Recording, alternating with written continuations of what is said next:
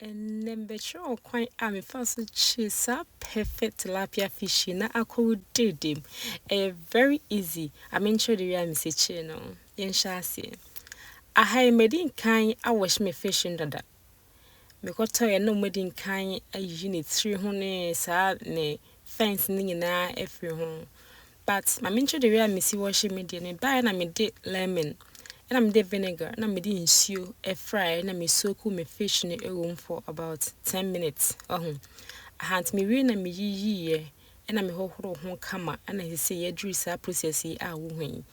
Into no yana was show fish in sir, and answer bit me to the ancient a gunsume.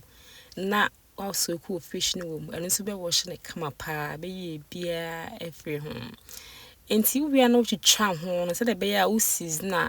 A book of fish in ho amano aye de. Inti me washi wi na me fa clean paper towel. Na me de paper nsuo no aka no e wo ho no aha nti o so mane aye dry. Inti wi ya no afa won chene. Aha na e wi a twitwa ho no. Na wo sha ase de bi egugu ho.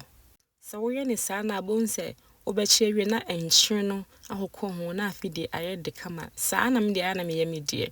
Ebi nso mo ho no mo mtime de enchene gu nsuo no maso go fish no wom. Yeah, but obi and the real see ne manti we now do seasonings. Wo bia I me use me pantry mu seasonings. Enye so special bia but also so with me use seasoning bia wo for fish no.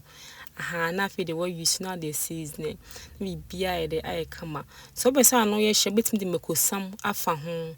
But we say me use Cayenne pepper and I made the farm, and so I know a shikakra.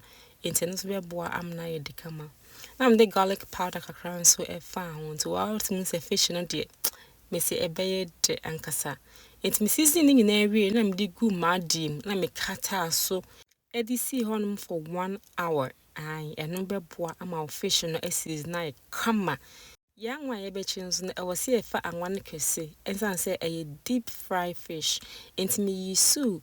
Avocado oil nam de achint me am de gene kakra eto ho say ya be ma enwa no emu aye sham ti me adwen say mechi no wabonten san say fish na etaji inside no but me hwe na me jana me echi na no sha na wo so sa wo na me se na kire ye fa nko inside ai do me ni say ebeje efio no pa nso je be ne den enti de tum wi na wo gya na achi abechi pa be take be 10 minutes bi na atone bo ase achi nya me ni say mechi me fish in two different ways into we ni very crispy fried fish so wa hwe ho na bu nsa achi ni itini crowd osimbo ma betimi awe ni nyina sa na me pe no ene sa no say chisa bu nsa na nkase ni nyina ayembre asa very crispy into asensi me de me fry sweet potato chips and e de bidi sa recipe.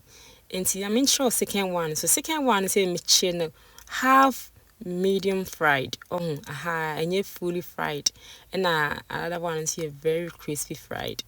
And see before that say fish very crispy pa and see the all left side no and I'm the man no sense no is so crispy. And the all right side no so media and medium crispy.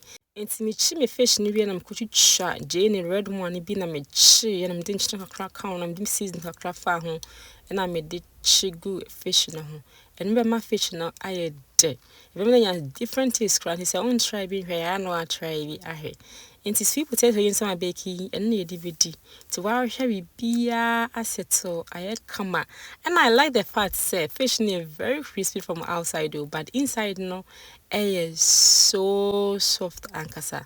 Se me bunti mun say I did jai. The papa.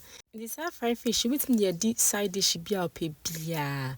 Enti the biara say and me fried tilapia. So I need your video one but try no share no like it no follow. Me listen to many answer caption.